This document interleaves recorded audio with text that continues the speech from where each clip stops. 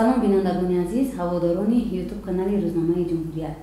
Чанде пеш нашрияи расмии ҳукумати ҷумҳурии Тоҷикистон рӯзномаи ҷумҳурият дар бораи оҳангсози маъруфи тоҷик Хуршед Ниёзӣ матлаби омода ва чоп намуд, ки дар шабакаи фейсбукӣ аз ҷониби дӯстдорони олами наво ҳамовозии гарм ёфт. Дар матлаб таъкид мешуд, ки устод Хуршед Ниёзӣ айни замон берун аз кишвар кор ва фаъолият доранд.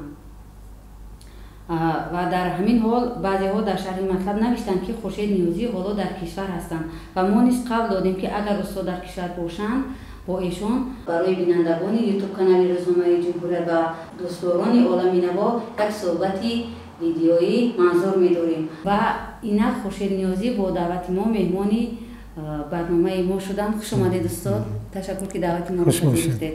То ҷои мо огоҳ ҳастем, шумо дар кишвари Россия кор фаъолият доред. Биёед суҳбатро аз ҳамин оғоз кунем, ки шумо дар Россия чӣ рӯзу рӯзгоре доред, дар куҷо кор ва фаъолият мекунед? Соли 2015 гӯем, ки вакансии озод, яъне ҷои холии озод дар вилояти Тула пайдо шуд барои муаллими мусиқӣ ва ман мувофиқи роҳхат онҷо рафтам, чунки мо як қарордод дорем байни Тоҷикистону Россия оид ба мубодилаи мутахассисон. қабул карда шудам ба коллеҷи мусиқӣ ба номи Глинки, шаҳри Новомосковский, вилояти Тула. аз он тарафи ин ҷониб яъне фаъолият дорам дар ин коллеҷ, ки рост мутахассисонро барои шаҳри Қазон, барои Москав, барои Санкт-Петербург тайёр мекунад ва равон мекунад. азбаски ман гӯем ними умри худам дар дили Россия, яъне дар шаҳри Москав гузарондам, ин барномаҳои таълимие, ки унҷо дарс медоданд дар Новомосковск, барои худам кор кардан душвор набуд. Тамоман душвор нест, чунки баъд аз консерваторияи Москва дар музофотҳо кор кардан он қадар душвор нест. баъд аз хатми аспирантуру дигар, яъне имкониятҳои ё қобилиятҳои меҳнатии худамро истифода кардан, мувофиқи матлаб ва аз тарафи дигар бо мактаби мусиқӣ, яъне мактаби олии мусиқӣ, яъне консерваторияи шаҳри Москва ба номи Петр Ильич Чайковский наздик будан ва рафта онҷо бо муаллимо, бо профессорҳо ҳамсӯҳбат аз наздик шудан аз ҷиҳати илми мусиқӣ, аз ҷиҳати оҳангсозӣ, ки ба касби ман дахл дорад, ва пешравиҳое, ки мисол дар пойтахти Россия арзи вуҷуд доранд, барои ман хеле зарур буд ҳамон вақт. мутаассифона ҳамин иттилоотҳо, нави илми мусиқӣ ба Тоҷикистон бисёр кам меомад баъд аз пош хӯрдани Иттиҳоди Шӯравӣ.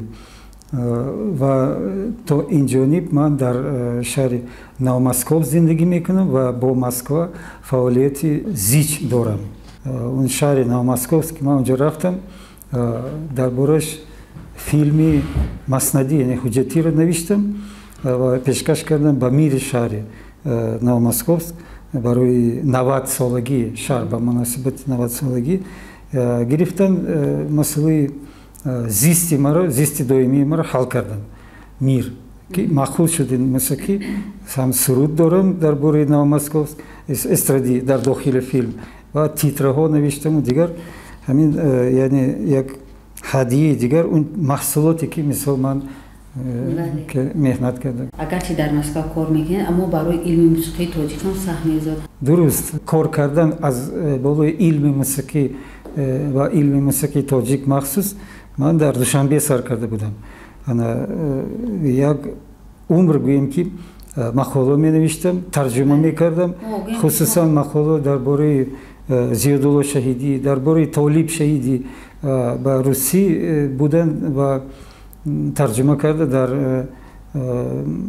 рӯзномаҳои ҷумҳурияту адабиёт ва санъат, дигар рӯзномаҳо, яъне Тоҷикистон аз чоп баромадааст, که مردم با توجیکی داند که طالب شهیدی چی میخواهد از مردم و برای چی موسیقی شناسی رو کسبی است که از متخصص طلب میکند که موسیقی عمومی جهانی را موسیقی ملی را زیاد پهن کند در کشورها که مناسبت فرهنگی بین کشورها به وجود بیاید.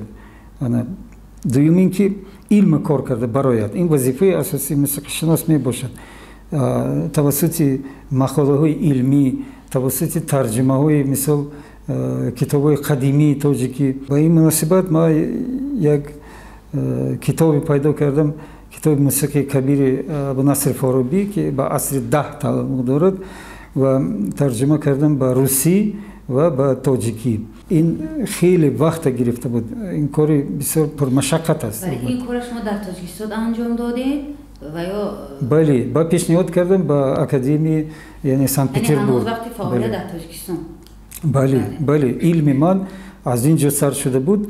این کتاب ترجمه من از عربی بود، از عربی با روسی که خیلی برای من میدونستم که دیگر موسیقی شناسی دیگر جمهوری سابق اتحاد شوروی همین کتاب اول که ترجمه کردن به زبان روسی، لیکن ترجمه من تماما دیگر است، موافق کسب خودم است، موافق این ما همچنین آهنگساز این کار کردم و دیگر ترجمه مثال قزاقستان یا تاشکند موسیقی شناسیشون از روی دیدی موسیقی شناسی این کار کردن. شما فهمیدید؟ این البته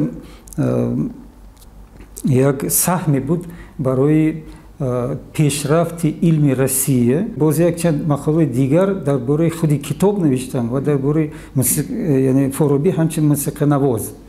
این هم وجود دارد، چاپ شده است در مجموعه کنفرانس علمی سن پترزبورگ که دائم اونجا وابستگی دارم با این اکادمی و اینا یعنی پرزیدنت اکادمی گرفته است، خلاصه کرده است که یعنی دیپلمی عضو پیوسته یعنی اکادمیکی همین اکادمی را برای من سزاوار دانسته است. سال 2015 از تاجیکستان رفتید به مسکو. بله. و روسیه. بله. اکنون این سال برگشتید. اومدید. این آمدن شما موقتی است. همین خیلی؟ درست، من برگشتم برای حساب کردن با تاجیکستان که من چیکار کردم تا این وقت برای موسیقی تاجیک، برای موسیقی تاجیک همچون آهنگساز و همچون علیم. استاد مسکویی من میخائیل ایوانویچ چلاکی در وقتی درس آهنگسازی دادن من کورس 4 بودم یا 5 بودم. بعد سوال کردن از من میدونی برای چی همین قدر من تو را عذاب میدادم، یعنی بسیار خردگیری میکردم به هر یک نوت که مینویسونی و خط میزدم. من پیش از همه مقصد من بود که از تو آدم تربیت کنم و دوم آهنگساز. من همچین آدم که موافق زمان امروزه، موافق آداب امروزه یا آدابی که مثل عصرها بعد عصر در کتاب‌های سعدی و حافظ و بیدل نوشته شده است، موافق آن تربیت کرده است. شما فهمیدید؟ وقتی که پدری من سوال کردن از پروفسور مسکویی چلاکی و آدم گفت که من میخوام از نیازی آهنگسازی شرقی تربیت کنم، عیناً همین گپ زدن. خب من پس وفاداری کردم تا امروزم غربی نیستم و با این مناسبت همچنین یک متخصصی آهنگشناس در فضای موسیقی فارس شناخته میشوید. درست تاکید کردن در کار که تاجیکستانی من شخصا تاجیکستانی من که همینجا تولد شدم 30 ساله شده است. از من مایده‌تر، لیکن به هر جهت 30 ساله این با این مناسبت ما آمدن، چون استقلالیت برای من مثل یک اهمیتی بزرگ دارد، تمام معنی کلان دارد. در نشریات کمپوزیتور شهر مسکو 2 کتابچه نوت من برآمده است که فعالیت 45 ساله ایجادی ما می باشد. 45 سال یعنی از صنف 8 این طرف در کابینت دیرکتور یعنی عطوف میرتولو حساب کتاب کنیم تا امروز 45 سال می شود. یعنی خواستم که در پیش خلق خودم حساب کتاب کنم که من همون چیزایی که کردم یعنی از دست من میبرد در شرایط حاضر همین است. یعنی دو داستان موسیقی برای ارغنون چاپ کردن. من همین میتونید چی کنید نشان دهید. در سال 2020 بود در مسکو و اینجا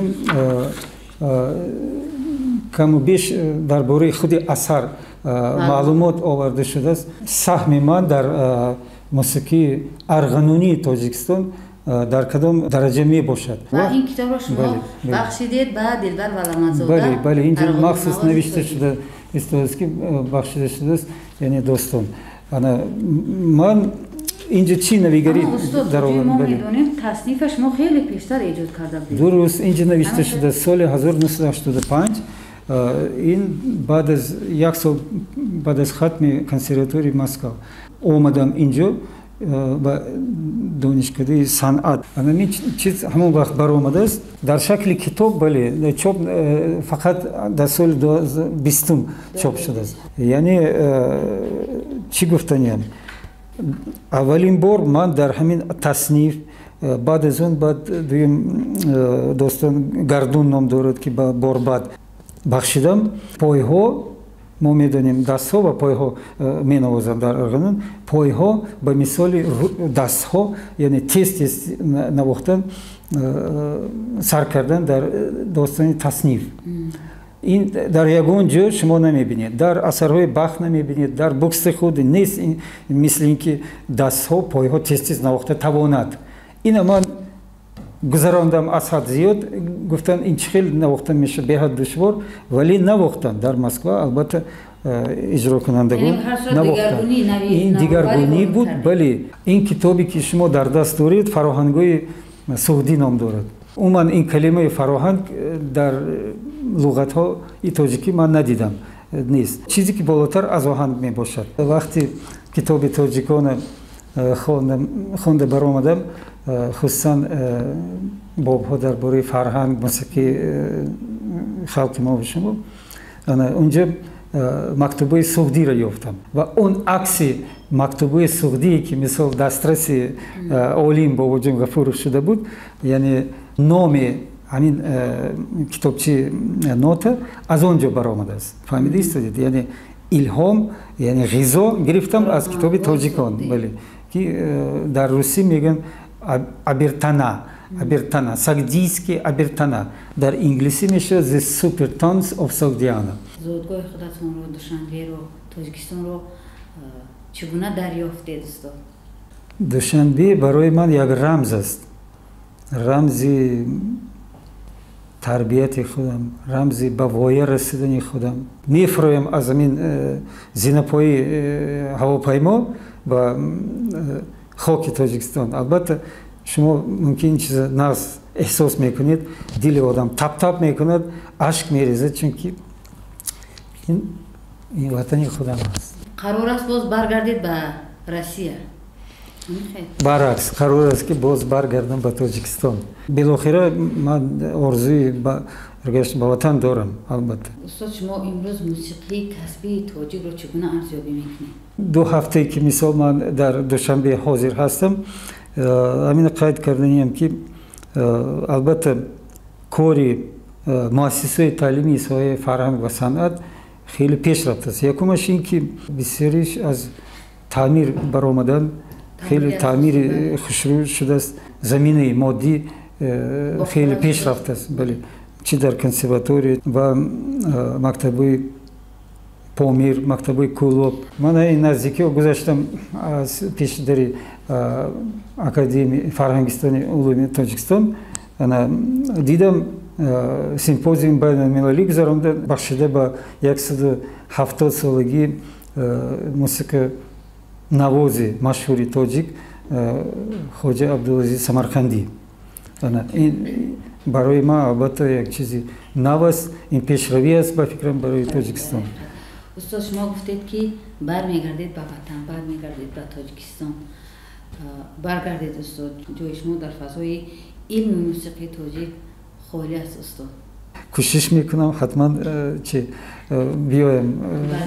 миёни мусиқашиносони кишвар, миёни оҳангсозони кишвар шумо ягона нафаре ҳастед ки ордени Екатеринаи Бузургро сазовор шудед. Орден барои чӣ гирифта будам? пеш аз ҳама барои саҳми ман дар илми мусиқии умуми ҷаҳонӣ, барои мақолаҳое ки навиштам дар бораи мусиқии шарқ, ки шумо муаллимони Россия, устодони Россия пеш аз ин албатта истифода мекардед аз китобҳои ғарб, ҳолон ки шарқ китобҳои мусиқӣ аз Ибн Сино дорад, аз яъне назариявӣ, аз Фороби дорад, аз Урмавӣ дорад, Софияддин Урмавӣ, мисол аз дигар нафарҳое ҳастанд ки пештар аз ғарбиҳо ҳамин илми мусиқии юнониро бароварданд, муқоиса карданд ба илми мусиқии араб ва илми мусиқии тоҷик, яъне форс, ва ино дар китоб дарҷ карданд, дар китобҳо, ва ино талаб мекунанд ки тарҷума шавад ба забони русӣ. То ҳозирам тарҷума нашудааст. ин хеле заҳматро талаб мекунад. Забони русӣ донистан, яъне нағз донистани забони русиро талаб мекунад. баъд аз он ордени Петри аввала додан. Албатта ин барои Тоҷикистон аст. Албатта ин чизи осон набуд ин корро кардан. Лекин ман доим дар ҳаракат мебошам, доим дар фикри Тоҷикистон мебошам ва вафодории ман ҳамин аст. تشکر زیاد استاد. سلامت باشید. بسیار می‌داریم که دعوت ما پذیرفتید و برنامه ما آمدید. یک جهان سپاس.